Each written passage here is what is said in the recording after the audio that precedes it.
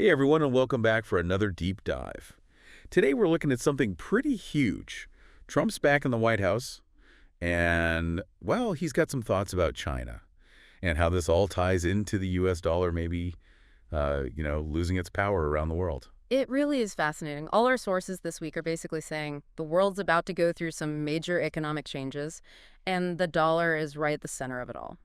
Okay, so let's break it down a bit. We've got these reports about Trump's cabinet picks, and they're being called China hawks, which sounds kind of scary, to be honest. What does that even mean? Basically, it means Trump might be getting ready to be more confrontational with China. China hawks are people who believe the U.S. needs to be really tough on China. They usually want things like limiting trade and building up the military. Hmm. Okay, so does that mean we could see another trade war like we did during Trump's first time as president? I remember all that talk about tariffs. Yeah, it's definitely possible. Some of these people who might be in Trump's cabinet, people like Brian Hook, they've been really outspoken about their worries about China's economy and how they do things. And remember Robert Lighthizer? Oh, yeah. He was Trump's trade guy, his representative during the first term. He was the one who basically came up with those tariffs on China. Oh, yeah, now I remember. I read all these articles about how people were stocking up on things from China, like Halloween decorations and stuff. It's crazy how global politics can affect little things like that. It really is a perfect example. These big economic decisions, they can have very real impacts on regular people. And it's not just tariffs either. There's this whole other thing that's kind of complicated. People are talking about de-dollarization, and it's getting bigger, especially with BRICS. De-dollarization, that's a big word. What does it even mean, and why should I care? Well, you know how for like forever, the US dollar has been the most important currency in the world. Well, now some countries are looking for other options. They don't want to use the dollar as much. That's what de-dollarization means, moving away from the dollar for trade and stuff. So it's like the dollar is, I don't know, like losing its popularity. And you said BRICS is leading this whole thing. Remind me who they are again. I know Trump had, well, he had some strong feelings about BRICS. Right. So BRICS, it stands for Brazil, Russia, India, China, and South Africa. They're basically a group of countries with big economies that are still growing, and they've been saying more and more that they want to create what they call a multi-currency system. That means they could trade with each other using their own currencies instead of always having to use the dollar. It's a big deal, like really big, because it could totally change how the global financial system works. And it's not just talk either. BRICS has already been setting up its own things, like a bank, the New Development Bank, they call it. It's basically their version of the World Bank. Wow. So they're serious, huh? But how would this multi-currency thing even work? Like, say I wanted to buy something from Brazil. Would I have to get Brazilian money instead of using dollars? Not exactly. It wouldn't be that simple. It's more about making it so countries can trade directly with their own money, cutting out the dollar. So they'd need to set up agreements and special financial tools to make it easy. Okay, so kind of like creating a whole new system. But let's go back to Trump for a minute. I remember back when he was president the first time, he was really, really into the idea of the dollar being the most important currency, like number one. How do you think he's going to feel about this whole de-dollarization thing, especially with BRICS behind it? That's a good question. I mean, on the one hand, Trump's always been about America being the strongest, especially when it comes to money. And the shift away from the dollar could look like a threat to that. But then again, he also likes to shake things up. Like, he's not afraid to do things differently. It's tough to know for sure what he'll do. Yeah, it's almost like we're in, I don't know, like uncharted territory. You've got these big economies and BRICS challenging the dollar, and then Trump comes back and, well, he can be unpredictable.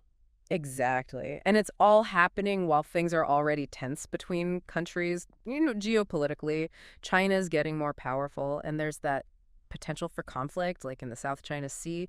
It's a very, very messy situation. So what does this mean for me, for the average person? Should I be worried?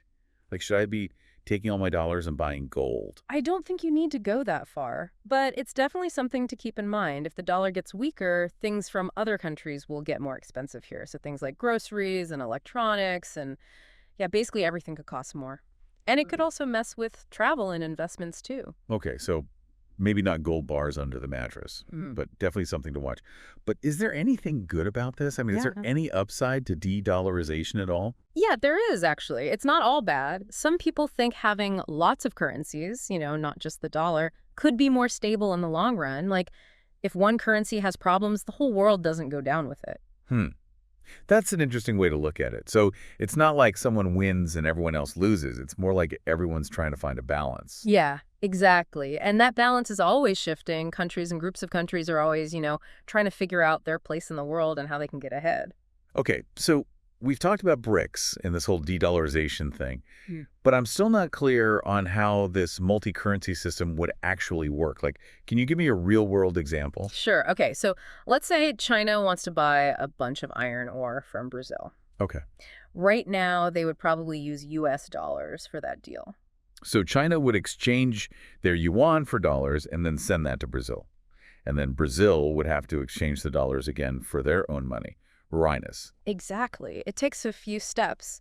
And every time you exchange money, you lose a little bit because of fees and exchange rates. And also means, they have to rely on the US financial system.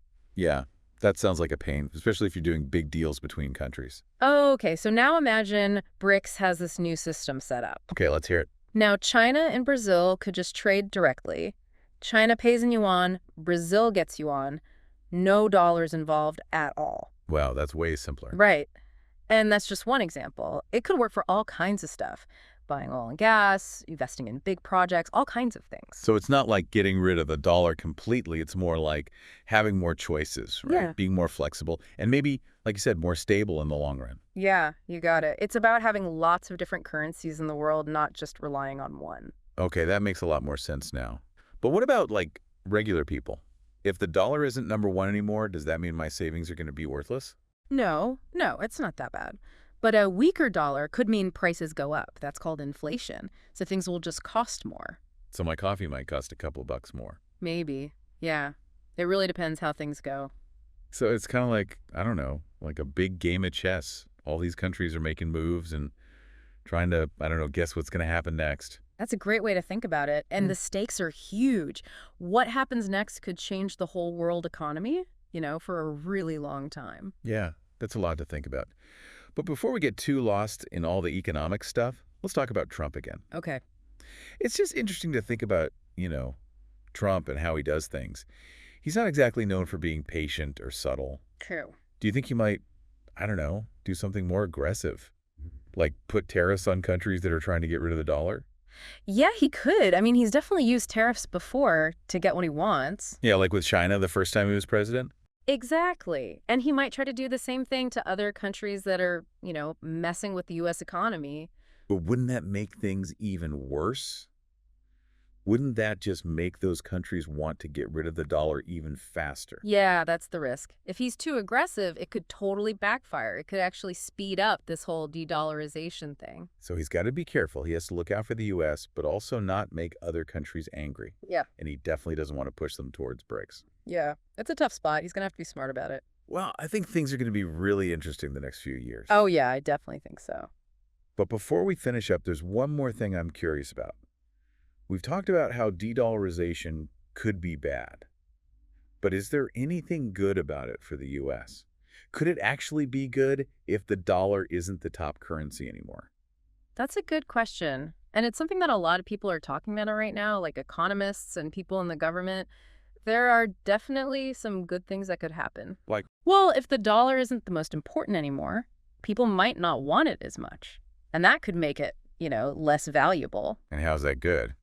Well, if the dollar is weaker, things that the U.S. makes will be cheaper for other countries to buy, so we could sell more stuff to the rest of the world.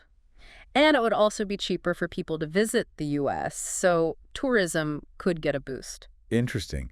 So it might not be all bad. There might be some good things that come out of this. Right. It's important to remember that even with all these big economic changes, there are good things and bad things that can happen. Yeah, we just have to, pay attention and try to figure things out as we go. Exactly. Feels like we're walking through a maze in the dark. Sometimes it does, yeah. But that's what these deep dives are for, right? To try and make sense of all this complicated stuff. Exactly. Got to know what's going on, right? Couldn't agree more. Okay, so we've talked about a lot. Trump's possible cabinet, China, BRICS, de-dollarization. It's a crazy time to be alive, economically speaking. Yeah, no doubt. And it's something we all need to be paying attention to. For sure. We can't just sit here and, watch it all happen. We got to be informed and ready to adapt to whatever comes next. Yeah, absolutely. what we do now, like all of us, is going to shape what happens with the economy for a long time. Okay, so big picture, what's the most important thing for our listeners to remember? Like, what should they be thinking about going forward? Hmm. Well, I think the main thing is to be curious, stay informed, and don't be afraid to ask questions. Right. Don't just believe everything you read online. Good life advice in general, right? Yeah, pretty much. But seriously, this whole thing really shows how important it is to understand how money works. Like, we need to know how all this global stuff affects us here, our savings, our spending, everything. Absolutely. The more we know, the better decisions we can make. So, to everyone listening, we encourage you to keep digging into this stuff. Read about de-dollarization, look into what BRICS is doing, and see how Trump's policies play out.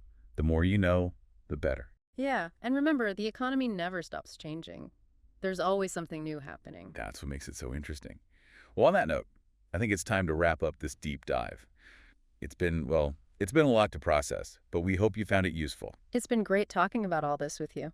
And to all our listeners, thanks for joining us. Until next time, stay curious, stay informed, and keep diving deep. See you next time.